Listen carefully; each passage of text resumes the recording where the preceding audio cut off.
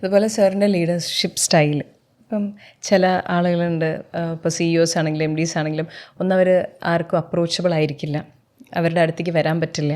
Suggestions പറഞ്ഞാലും ego മുന്നിൽ നിൽക്കുന്ന വലിയ ചില ബിസിനസ്സുകാരുടെ ആയിട്ടുള്ള അടുത്ത് ഇടപഴകിയിട്ടുള്ളതിൽ നിന്ന് എനിക്കറിയാം. ഇപ്പം അപ്പനും മകനും ആണെങ്കിൽ പോലും അവർക്ക് അങ്ങോട്ടും ഇങ്ങോട്ടും ഐഡിയാസ് പറയുന്നത് ഇഷ്ടമല്ലാത്ത പോലെ പെരുന്തച്ചൻ കോംപ്ലക്സ് ഉള്ള സ്ഥലങ്ങളുണ്ട്.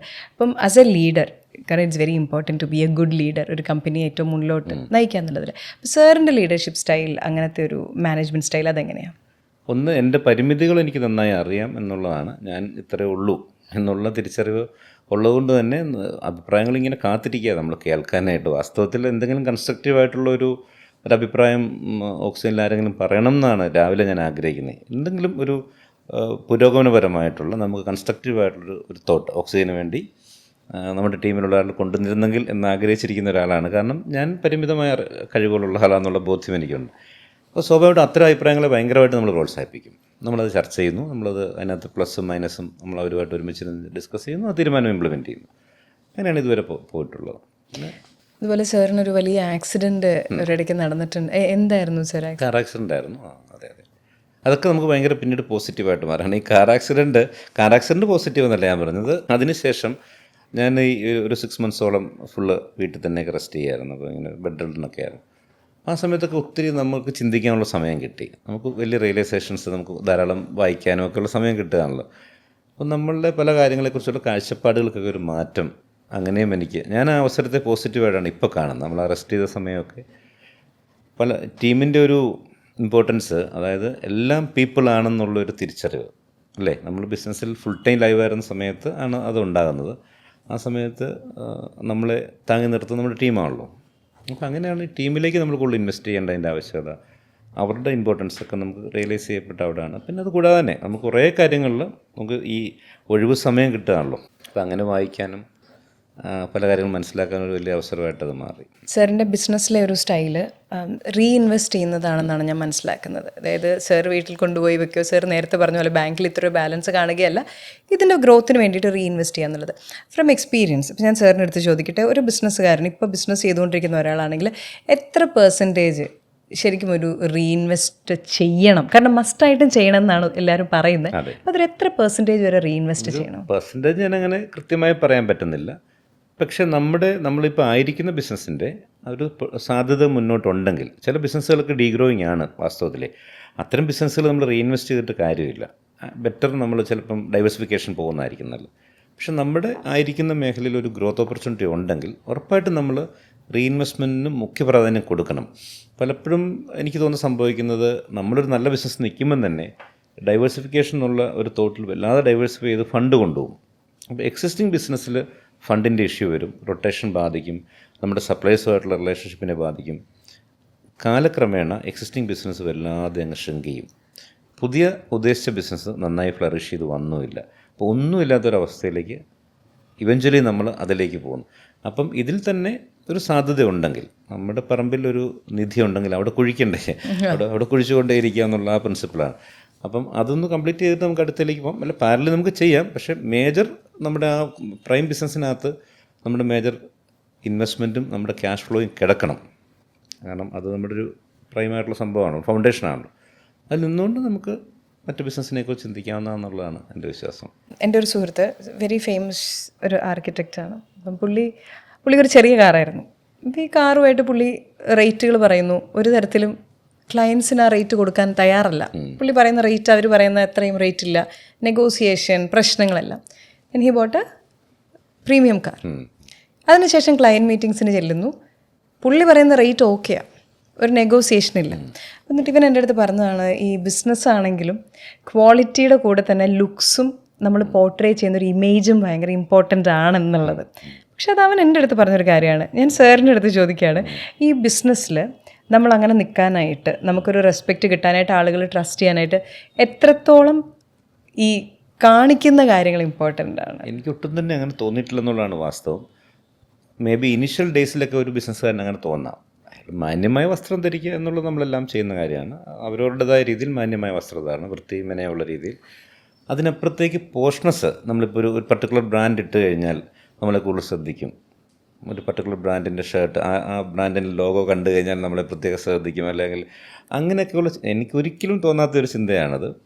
നമ്മുടെ ഒരു പേഴ്സണാലിറ്റി തന്നെയാണ്, നമ്മുടെ അകത്തുള്ളൊരു പേഴ്സണാലിറ്റി ഉണ്ടല്ലോ, നമ്മുടെ ക്യാരക്ടറും നമ്മുടെ ബോഡി ലാംഗ്വേജും നമ്മുടെ സംസാര രീതിയും അല്ലേ, നമ്മുടെ പെരുമാറ്റവും, അത്രയും വലിയൊരു അങ്ങനെ ഒരു ബ്രാൻഡല്ലേ, അതിലേറ്റവും വലിയ ബ്രാൻഡ് നമ്മുടെ പേഴ്സണാലിറ്റി എന്നൊരു ബ്രാൻഡ് ഉണ്ടല്ലോ, അത് ഏറ്റവും വലിയ ലക്ഷറിയസ് ബ്രാൻഡിനേക്കാൾ മുകളിലാണല്ലോ.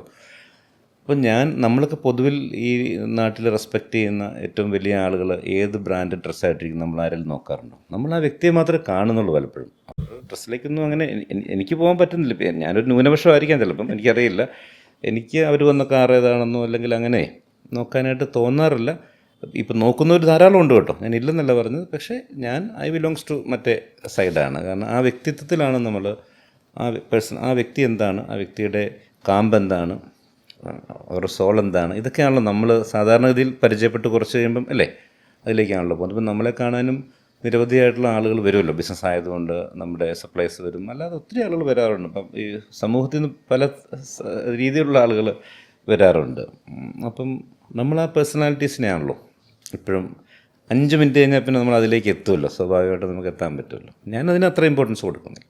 പക്ഷേ അതിൻ്റെ കൂടെ തന്നെ അതിന് മറ്റേ വശം കൂടെ ഞാൻ ചോദിക്കട്ടെ, does it scare you? Like ഭയങ്കരമായൊരു ഗ്രോത്ത്, ഇപ്പോൾ ഡിസ്ട്രിബ്യൂട്ടർ ആയിക്കോട്ടെ, സാറിനോട് ബിസിനസ് ചെയ്യുന്ന ഒരാളായിക്കോട്ടെ, too flashy, short period of time, ഭയങ്കര ഗ്രോത്ത്, അതിലൊരു ഡിസ്ട്രസ്റ്റ് ആസ് എ ബിസിനസ്സുകാരൻ സാറിന് വരുമോ? അങ്ങനെ ഞാൻ ചിന്തിക്കാറില്ല കേട്ടോ. ചിലപ്പോൾ അതൊരാളുടെ വലിയ സവിശേഷമായ കഴിവുകൾ കൊണ്ട് ഈ പെട്ടെന്ന് ഗ്രോത്ത് എടുക്കുന്ന 2 രീതിയിലും ഉണ്ടല്ലോ. ചിലർക്ക് പ്രത്യേക ചില കഴിവുകളുണ്ട് നമുക്കില്ലാത്ത, അതിൻ്റെ പേരിലും വലിയ ഗ്രോത്ത് എടുത്ത് വളരെ ഷോർട്ട് ടൈമിൽ ഗ്രോത്ത് എടുത്ത് ഫ്ലാഷി ആയിട്ടുള്ള ലെവലിലോട്ടൊക്കെ പോകുന്ന ആളുകളുണ്ട്. ഫ്ലാഷി എന്ന് പറഞ്ഞാൽ അവരുടെ വ്യക്തിഗത താല്പര്യമാണ്, നമ്മൾ അതിനെ ഒരിക്കലും ചോദ്യം ചെയ്യുന്നില്ല. പക്ഷേ ഞാൻ ഗ്രോത്താണ് ഉദ്ദേശിച്ചത്. ഗ്രോത്ത് എടുക്കുന്ന അത് കഴിവ്. പിന്നെ ചിലർ ഷോർട്ട് കട്ടിലൂടെ ഗ്രോത്ത് എടുക്കുന്നവരുണ്ട്. അപ്പം യഥാർത്ഥത്തിൽ കഴിവിലൂടെ ഗ്രോത്ത് എടുക്കുന്നവരാണെങ്കിൽ നല്ലത് അല്ലേ, ഷോർട്ട് കട്ട്സ് ഒഴിവാക്കപ്പെടേണ്ടതാണ്. ഇനി ഒരു ബിസിനസ് നമുക്കറിയാം, ഇപ്പോൾ സാറ് പറഞ്ഞു ആദ്യത്തെ 7-8 years, but you new sir ഇതിലാണ് നിൽക്കണ്ടേ, സാർ അത് പ്രോഫിറ്റിലേക്ക് എത്തിക്കുമെന്നുള്ളത് സാറിന് അറിയാമായിരുന്നു. അത് ഏത് പോയിന്റിലാണ് ഒരു ബിസിനസ് ഷട്ട് ഡൗൺ ചെയ്യുകയോ ഡൈവേഴ്സിഫൈ ചെയ്യുകയോ ചെയ്യേണ്ടത്? അങ്ങനെ ഒരു ഇത് പറയാൻ പറ്റുമോ? അതിനും ഒരു നിശ്ചിതമായിട്ടുള്ളൊരു ഒരു ഇതില്ലെന്നാണ് എനിക്ക് തോന്നുന്നത്. അതും ആപേക്ഷികമാണ്.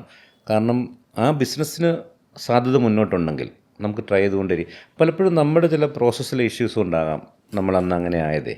ഞാൻ തന്നെ ചിന്തിക്കുമ്പോൾ എൻ്റെ നടത്തിപ്പിലെ കുഴപ്പം കൊണ്ടാണ്, മാർക്കറ്റിൻ്റെ കുഴപ്പം കൊണ്ടല്ല ഞാൻ ലോസിൽ ഓടിയത്.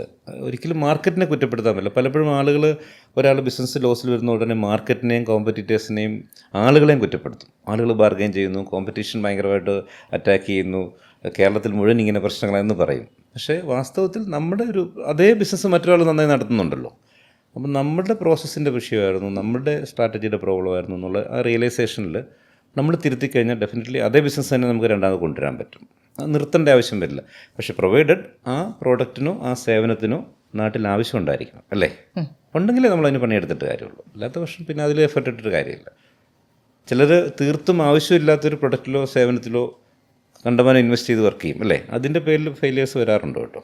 അത് നമ്മൾ ആദ്യം തന്നെ ഒരു ബിസിനസ് തുടങ്ങുമ്പോൾ അല്ലേ, ബിസിനസ്സിൻ്റെ ബാലപാഠമാണല്ലോ, ഞാൻ തുടങ്ങാൻ ഉദ്ദേശിക്കുന്ന ബിസിനസ്സിന് ഈ നാട്ടിൽ ഒരു ആവശ്യകതയുണ്ടോ, ഇത് ഏതെങ്കിലും രീതിയിൽ നമ്മുടെ ജനങ്ങൾക്ക് എന്തെങ്കിലും ഒരു സൊല്യൂഷൻ കൊടുക്കുന്ന പ്രൊഡക്റ്റാണ്. അപ്പം ഞങ്ങൾ കമ്പ്യൂട്ടറായിരുന്നു തുടങ്ങിയത്, അതറിയാമല്ലോ, വലിയ സൊല്യൂഷനാണല്ലോ ആളുകൾക്ക് കൊടുത്തത്. അപ്പം അന്ന് അത് ആ ഒരു കാഴ്ചപ്പാടിലാണ്. ഇപ്പം ചെറിയ ബിസിനസ്സുകൾ ചെയ്യുന്ന പല ടൈപ്പ് ബിസിനസ്സുകളുണ്ടല്ലോ. ഇപ്പോൾ റെസ്റ്റോറൻറ്റ് ചെയ്യുന്ന ആളുകളുണ്ട്. അപ്പോൾ അതിനകത്ത് എന്താണ് ഡിഫറൻ്റായിട്ട് എങ്ങനെ ആളുകൾക്ക് നല്ല ഭക്ഷണം വ്യത്യസ്തമായി ഭക്ഷണം കൊടുക്കുക എന്നുള്ള വ്യത്യസ്തമായി നല്ല ഭക്ഷണം കൊടുക്കുന്ന സ്ഥലങ്ങളെല്ലാം വലിയ തിരക്കല്ലേ, പാർക്കിംഗ് കിട്ടുന്നില്ല നമുക്ക്. ഇപ്പോൾ എറണാകുളത്തൊക്കെ അങ്ങനെയുള്ള സ്ഥലങ്ങളിലൊക്കെ അപ്പോയിൻമെൻ്റ് എടുത്തൊക്കെ നമ്മൾ പോകണം അല്ലേ, വ്യത്യസ്തമായ നല്ല ഭക്ഷണം കൊടുക്കും. അതിനകത്ത് ആ ഡിഫറൻസിയേഷൻ അവർ കൊണ്ടുവരുന്നുണ്ടല്ലോ. അപ്പോൾ അത് കൊണ്ടുവരാതെ നമ്മൾ ബിസിനസ് തുടങ്ങുന്നു എന്നുള്ളൊരു താഴ്ന്നുള്ളത്. പലപ്പോഴും നമുക്ക് അവിടെ കസ്റ്റമറെ കിട്ടാതെ വരുന്നു എന്നുള്ളത്, പലപ്പോഴും കൺസ്യൂമർ ഇല്ലാതെ പോകുന്നതുകൊണ്ടാണ് സംഭവം. ഇനി 1 piece of advice to all young entrepreneurs sir കൊടുക്കുകയാണെങ്കിൽ? അങ്ങനെ ഒരു അഡ്വൈസിനുള്ളൊരു ആളായിട്ടുണ്ടോ എന്ന് എനിക്ക് സംശയമുണ്ട്. അതാണ് ഒന്നാമത്തെ വിഷയം. സാറിൻ്റെ എക്സ്പീരിയൻസ് ചെയ്ത് സാർ പറയുകയാണെങ്കിൽ ബിസിനസ്സിനെ കുറിച്ച്. ഞാൻ നേരത്തെ പറഞ്ഞതുപോലെ നമ്മൾ ക്ഷമ, ഒരു പേഷ്യൻ്റായിട്ട് നമ്മുടെ പ്രോഡക്റ്റ് ഇപ്പം നമ്മൾ പറഞ്ഞതുപോലെ മാർക്കറ്റിൽ ആവശ്യമുള്ളൊരു പ്രൊഡക്റ്റോ ഒരു സർവീസോ ആയിരിക്കണം. 2, നമ്മുടെ പ്ലാൻ കൃത്യമായിട്ടുണ്ടാകണം. ആ പ്ലാനിനനുസരിച്ചൊരു സിസ്റ്റംസും പ്രോസസ്സും. പലപ്പോഴും നല്ലൊരു പ്ലാൻ ഉണ്ടാകും, പക്ഷേ ആ ഒരു സിസ്റ്റം ഉണ്ടാകത്തില്ല. അത് എക്സിക്യൂട്ട് ചെയ്യാനുള്ള സിസ്റ്റവും പീപ്പിളും ഉണ്ടാകത്തില്ല. ഓണർക്ക് നല്ലൊരു ആശയമുള്ള ഒരാളായിരിക്കും, പക്ഷെ അത് നമുക്ക് ഇംപ്ലിമെൻറ്റ് ചെയ്യാൻ പറ്റും. അപ്പം നല്ല പീപ്പിൾ അവിടെ വരണം, അതൊക്കെ നമുക്ക് എടുക്കാൻ പറ്റുമല്ലോ. പീപ്പിൾ വന്നു കഴിഞ്ഞാൽ എന്താണ്, പീപ്പിളിനെ ഓപ്പറേറ്റ് ചെയ്യാനുള്ളൊരു പ്രോസസ്സ് ഉണ്ടാകണം. അത് കഴിയുമ്പോൾ എന്ത് സംഭവിക്കുന്നു, ഇങ്ങനൊരു ഉൽപ്പന്നം നമുക്ക് കൊണ്ടുവന്നുള്ള ജനങ്ങൾ അറിയണം. അപ്പം നല്ലൊരു മാർക്കറ്റിംഗ് സംവിധാനം നമുക്ക് അത്യാവശ്യമാണ്. പല സ്ഥലത്തും നല്ല പ്രോഡക്റ്റ്സ് വരെ എത്തി, പക്ഷേ ജനങ്ങൾ അറിഞ്ഞില്ല ഇങ്ങനൊരു പ്രൊഡക്റ്റ് ഉണ്ടെന്നുള്ളത്. അപ്പോൾ മാർക്കറ്റിങ്ങിൻ്റെ ഒരു പ്രശ്നം കൊണ്ട് ആളുകളിലേക്ക് റീച്ച് ഔട്ട് ചെയ്യാതെ പോയ ഒത്തിരി ഉൽപ്പന്നങ്ങൾ നമ്മുടെ നാട്ടിലുണ്ട്. ഇനി റീച്ച് ഔട്ട് ചെയ്ത് കഴിഞ്ഞു, ആളുകൾ വാങ്ങി തുടങ്ങി. അവിടെയാണ് നമ്മൾ ആദ്യം പറഞ്ഞ സ്കെയിലബിലിറ്റി അല്ലേ. നമ്മൾ ആയിരിക്കുന്ന മാർക്കറ്റിൻ്റെ പൊട്ടൻഷ്യൽ മനസ്സിലാക്കി അതിലേക്ക് ഒന്ന് സ്കെയിലപ്പ് ചെയ്യാനുള്ള ഒരു മൈൻഡ് സെറ്റോടെ നമുക്കുണ്ടെങ്കിൽ, അതിൻ്റെ ഒരു ഓട്ടത്തിലാണ് നമ്മളെങ്കിൽ ഉറപ്പായിട്ടും നമ്മൾ തുടങ്ങിയ ആശയം വേറെ നമ്മളെക്കാൾ വലുതായിട്ട്, നമ്മൾ പറയും ഒരു ബ്രാൻഡ് എന്നാണോ ഞാൻ തുടങ്ങുന്ന ബ്രാൻഡ് എന്നേക്കാൾ വലുതാകുന്നത്, അപ്പം മാത്രമാണ് ആ ബ്രാൻഡ് സക്സസ് ആയത്. എന്നിൽ തട്ടി നിൽക്കുമ്പോൾ ആ ബ്രാൻഡ് സക്സസ്ഫുൾ അല്ലല്ലോ. എൻ്റെ മുകളിലോട്ട് ബ്രാൻഡ് ചലിക്കുമ്പോഴാണ് ബ്രാൻഡ് സക്സസ്. അപ്പോൾ അതുവരെ അതാണ് സ്കെയിലബിലിറ്റി ഞാൻ ഉദ്ദേശിച്ചത്. അതുവരെ എത്തുമ്പോൾ സ്വാഭാവികമായിട്ടും ആ ബ്രാൻഡ് വലുതായി കഴിഞ്ഞു. പിന്നെ അതിൻ്റെ ആ ഗ്രോത്തിൽ, ആ സ്കെയിലബിലിറ്റിയിൽ ഞാൻ അത് അൺലിമിറ്റഡാണ് അല്ലേ. അത് രാജ്യങ്ങളില്ല, അതിന് യൂണിവേഴ്സാണല്ലോ. അത് ഏത് ലെവലിലേക്ക് ഒരു പ്രൊഡക്റ്റ് പോകാൻ പറ്റുള്ളൂ, ഒരു സർവീസിന് പോകാൻ പറ്റുള്ളൂ. ഇത്രയാണ് എനിക്ക് തോന്നുന്നുണ്ട്. ഞാനിത് പറയാനൊരു അത്ര പഠനമുള്ള ഒരാളല്ല, പക്ഷേ എൻ്റെ മിനിമം ആയിട്ടുള്ള കാഴ്ചപ്പാടുകൾ ഞാൻ പറഞ്ഞു മാത്രം. സാർ വളരെ ഇൻഫർമേറ്റീവ് ആയിരുന്നു. സാറിനെ നേരിട്ട് കാണണം എന്നുള്ളത് വലിയൊരു ആഗ്രഹമായിരുന്നു. ഇത്രയും സമയം ഞങ്ങൾക്ക് തന്നതിന് നന്ദി പറഞ്ഞുകൊണ്ട് thank you so much for your time. Thank you so much Renu. വളരെ നമ്മൾ ഇൻ്റർവ്യൂസിലൊക്കെ ഇങ്ങനെ പോകാറുണ്ടെങ്കിലും വളരെ കൺസ്ട്രക്റ്റീവായിട്ടുള്ള നല്ല ചോദ്യങ്ങളായിരുന്നു.